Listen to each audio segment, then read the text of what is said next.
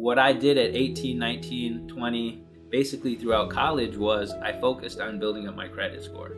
Now I saved some money, but my goal was to have a high enough credit score that as soon as possible when I graduated, I could buy a rental property, and specifically a multifamily rental property, because I would be able to live in one side and rent out the other, and that would actually reduce my expenses dramatically, because usually that's the biggest of your living costs. Anyhow, there's credit cards that are great for someone who doesn't really have any credit yet, and so you start with one of those cards. The key, I would say, and it's funny because it sounds basic, but it's those basic fundamentals, is have a budget.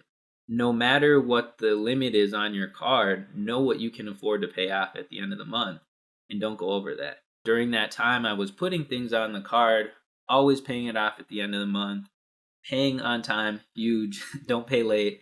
Do those things, those basics. And then the third thing, you can call the credit card company every 6 months and you can request a credit limit increase. By the time I graduate, now my credit score is high enough. The next dilemma is the other half of buying a property is having enough money. Right. I had the credit score, but I didn't have enough money. And I get my job out of college and it's like my dream job. I ended up working for a very small consulting company at the time, but I loved everybody in there that I interviewed with. But the thing was, I think because of their size, when they made me the offer, I was really disappointed because it was 18% less and I had a budget. I still wanted that multifamily. That was like my goal. Like, I didn't care about a car. I didn't care about anything else. So like, that's the first major purchase I'm going to make outside of college. And in my budget, I was going to get an apartment and I was going to probably pay, I think at that time, about $700 a month. Well, if I can't do anything about my pay at the time, I got to change my expenses. So I ended up living at home and paying my mom $150 a month. And that gave me just enough then to save. And so 9 months later, I purchased my first investment property at the age of 24.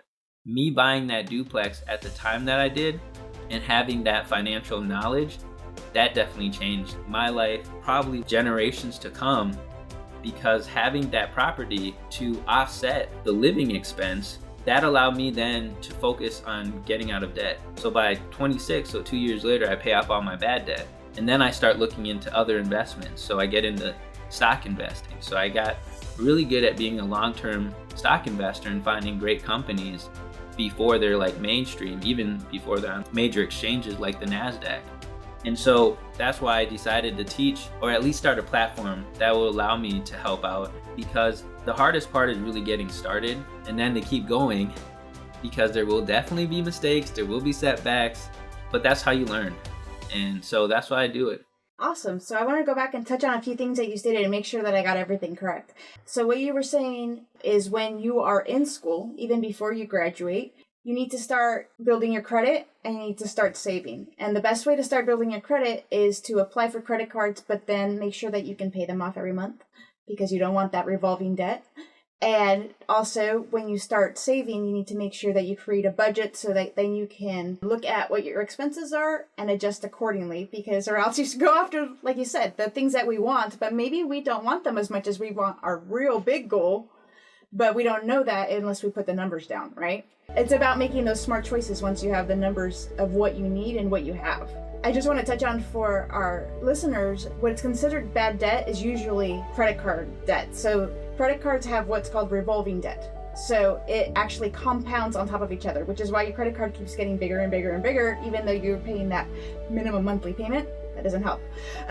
Pay it off every month, because if you're paying 18%, it's not 18%. It's really 18% on $100 today, and then on 100 and whatever the percentage increases every single day. Better debt would be considered like car loans and mortgages, because those are installment debts and they don't compound. Absolutely never pay something late.